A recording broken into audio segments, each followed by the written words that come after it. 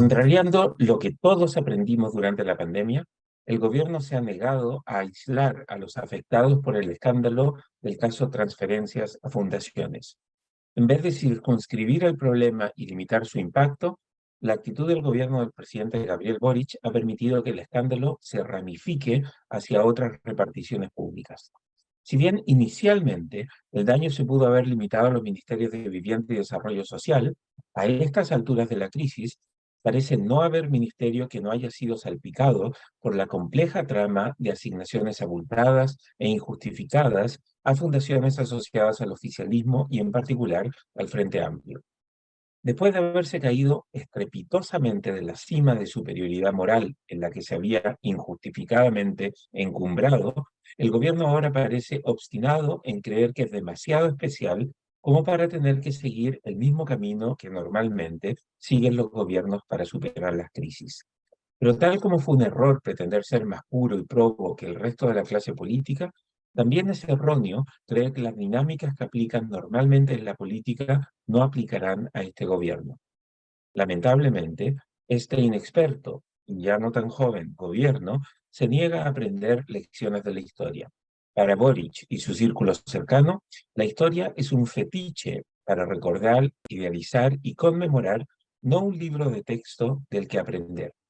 Pero si el gobierno revisara los escándalos de corrupción que azotaron a gobiernos anteriores, aprendería que siempre debe haber un chivo expiatorio que sea apropiado para la profundidad del escándalo y del daño causado. La historia también le permitiría a Boric saber que a menudo el problema está más en los esfuerzos por encubrir el escándalo que en el escándalo en sí. La voz de la experiencia llamaría a tratar de cortar por lo más sano de una buena vez. Un profundo cambio de gabinete sería mucho mejor que seguir con este desangre permanente que inmoviliza al gobierno y pone freno a importantes prioridades que la ciudadanía demanda.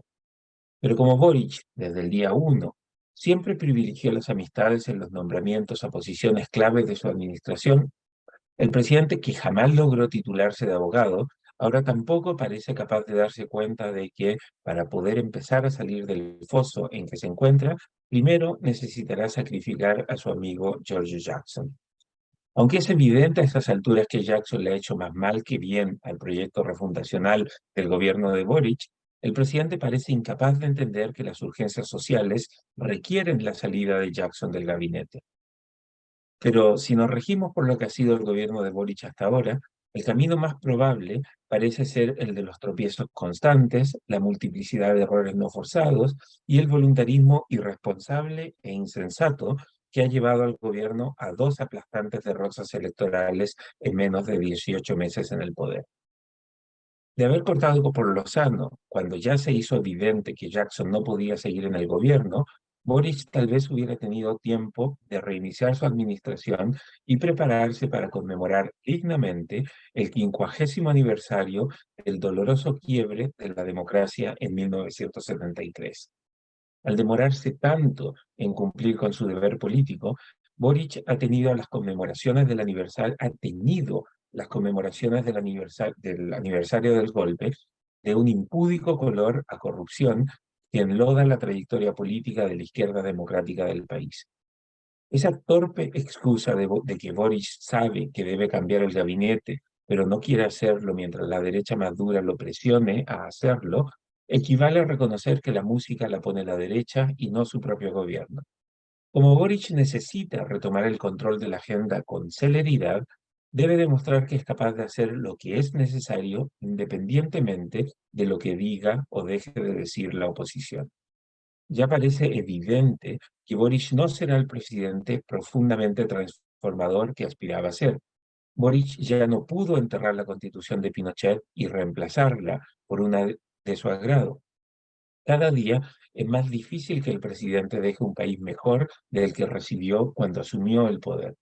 Pero si Boric quiere construir un legado que permita que la historia lo muestre como un buen presidente y no como el periodo menos exitoso del retorno a la democracia, el inexperto y obstinado presidente deberá finalmente atreverse a cortar por lo sano y resetear su gobierno con un cambio de gabinete que refleje la complejidad del momento por la que pasa el país y la profunda crisis por la que atraviesa su gobierno.